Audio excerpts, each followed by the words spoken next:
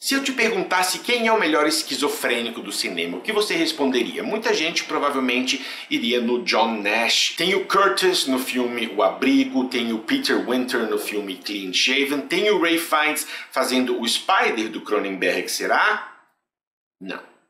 Super Outro. Esta é a terceira crítica patroneada pelo Victor Pablo, eu tô adorando as escolhas dele, e o novo alô da vez vai para o William Hideck, que acha engraçado quando eu fico rabugento. William, um abraço, obrigado por acompanhar o canal. Esta vai ser uma crítica com spoilers, pessoal, há pelo menos umas 4, 5 cenas que precisam ser comentadas aqui. Vamos lá? Vamos lá.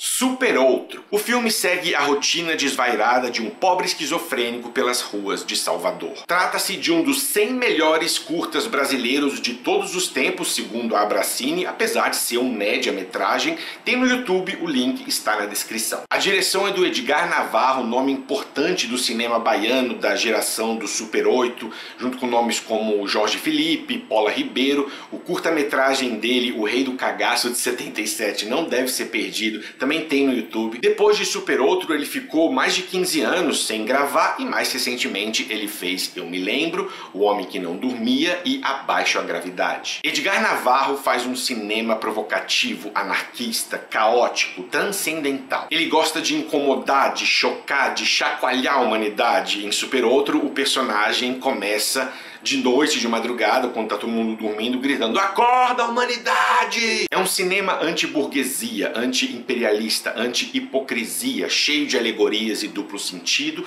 e cheio de referências também. Chaplin, por exemplo, é uma delas. Há uma cena aqui onde o personagem tá correndo meio assustado assim no meio de um treinamento do exército com munição real, e é totalmente Chaplin. Tudo é muito explícito aqui, então o diretor mostra uma revista pornográfica e você vê tudo. O personagem defeca em uma cena e você também vê tudo, ele se masturba em outra. Tem muita coisa do cinema marginal aqui também. Pode não ser o filme mais convidativo se você não souber o que esperar. Assim, não, achei um filme aqui no YouTube, deixa eu clicar, uou! Eu recomendo uma entrevista do diretor, acho que é de 2012, tem 3 partes, eu vou deixar o link da primeira parte na descrição, para quem quiser um pouco de contexto, quem quiser entender um pouco melhor o que ele quis dizer com certas cenas. Ele fala, por exemplo, da relação do homem com as fezes, e quem não teve liberdade para brincar com as fezes na infância tem um esfíncter fechado, é uma pessoa ansiosa, muito organizada, então ele faz um paralelo entre cocô e dinheiro. Eu costumo me identificar com personagens que têm algum transtorno mental e eu gosto muito da maneira como o diretor constrói e trabalha a esquizofrenia do protagonista. A recusa dele em aceitar o diagnóstico é muito característica, o descaso social. Então, primeiro a polícia pega ele, joga no manicômio, e assim que ele sai, ninguém mais quer saber dele. Ele vai tentar ir pro lugar onde ele morava, e o síndico jogou as roupas dele fora, e ele reage de um jeito bem doidão mesmo. Eu gosto bastante daquela cena. Eu gosto da instabilidade das coisas que ele fala. Tem uma cena, por exemplo, que ele parece super sábio, ele tá sentado comendo umas tangerinas, e ele fala: "Eu não quero fazer de tudo nessa vida logo de uma vez, porque senão lá na frente eu não vou mais ter nada para fazer". Não é nessas palavras exatas, mas é nessa linha. Já em outra cena ele tá em cima de uma árvore gritando que nem um doido: "Eu quero uma mulher! Eu quero uma mulher!", bem maluco mesmo. A câmera subjetiva é usada nas horas certas para você enxergar o mundo com os olhos dele. Tem uma cena num ângulo baixo, inclusive, que ele começa a alucinar e vê umas figuras assustadoras. É inquietante. O senso de falta de percepção da realidade dele é muito bem feito. Eu gosto muito do trechinho da música tema, e eu gosto demais dos contrastes musicais. Por exemplo, o filme associa a ópera com a pornografia, que por sua vez é encontrada num ambiente muito sujo, num lixão. Ele acha uma revista e guarda para usar depois. A pornografia é escancarada nesse filme, o que retrata, por contraste, a hipocrisia do mercado sexual. O filme é cheio de simbolismo, há muita iconografia religiosa aqui. Eu adoro o fato da transformação do nosso herói passar por uma mãe de santo. Inicialmente ele vê um cartaz do filme, eu acho que até Super-Homem 2 e toca a música, que tanto o filme como a música são, né, a combinação é uma das coisas mais norte-americanas imagináveis. E aí vem a mãe de santo, faz uma limpeza, Oxumaré aparece, tenho quase certeza que é Oxumaré. Quando Oxumaré aparece, inclusive, é mais um de tantos contrastes bons desse filme, que ele tá na esquerda, na direita tem um pôster do Super-Homem e o nome do cinema é Glauber Rocha. Então fica a sensação de uma desnorte-americanização. Não, peraí, não, esse herói é super brasileiro. Então beleza, você viu o Super-Homem, você se inspirou, você se transformou, veio a roupa, mas vamos dar um tratamento brasileiro e aí você tá pronto. O Bertrand Duarte tá ótimo aqui, super comprometido ao personagem, da fisicalidade, as emoções que ele transmite, e no final eu tava convencido de que eu tava vendo um esquizofrênico, alguém que não tem total controle de suas percepções. E eu gosto muito do final. Um final ruim pode quebrar um filme. Aqui tá certinho, ele tá no auge dos seus delírios, ele quer pular, ele quer voar,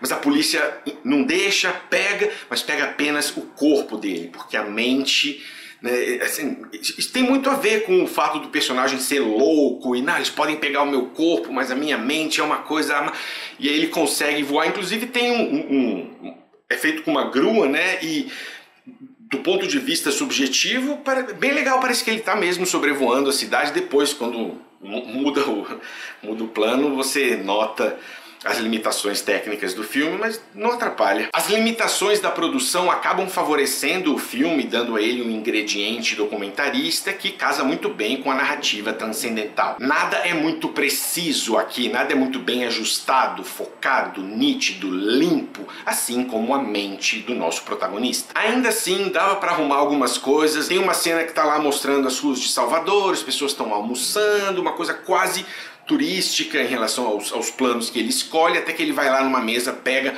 um pouco de comida para poder se alimentar, mas antes tem um bebê que olha diretamente para a câmera. Então assim, o filme não é tão documentarista assim, pro bebê estar olhando para a câmera. Outra cena que não ficou legal é depois que ele defeca, aliás, é uma defecada de respeito, e depois ele pega e joga o cocô num carro. Tem um cara lá, ele vai lá e joga um jornal, joga lá dentro, o cara sai do carro, ele sai correndo, e aí volta pra ele, e o cara tá fazendo uma pose, fica quase trapalhões, assim, ele fica...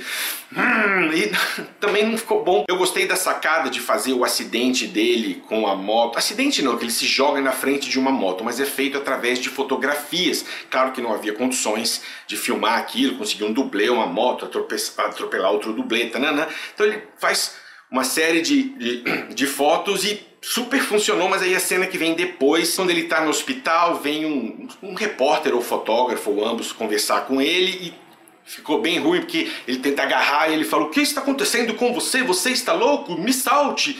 Ficou mal dublado, e a cara do repórter nem mostra, né? Mostra do ponto de vista do protagonista. Então até a reação, pequenas coisas, mas fica ruim. Podiam ter feito uma reação um pouco mais natural. O filme é engraçado, às vezes ele foca num outdoor, por exemplo, na rua, que tem duplo sentido, e é uma propaganda de uma churrascaria, talvez, escrito: não resista aos prazeres da carne, e aí o que ele faz depois, você aparecem textos do tipo: Deus é grande, mas tá mole, quem dorme de favor não estica as pernas.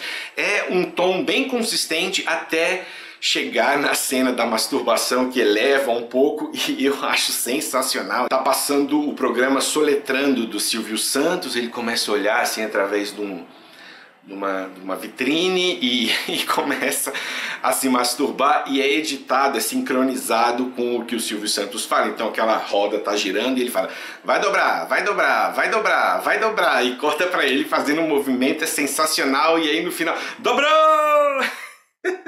Depois corta para umas torres de TV fálicas. Então dá pra ver a crítica social que ele tá fazendo, dá pra ver a sátira, dá pra ver a graça que ele tá fazendo. Super Outro é um barato, pessoal. Além da importância pro cinema brasileiro, é um desses filmes que fica melhor quanto mais você sabe sobre ele. Nota 9. Vitor, obrigado mais uma vez. É isso, pessoal. Um abraço e até a próxima.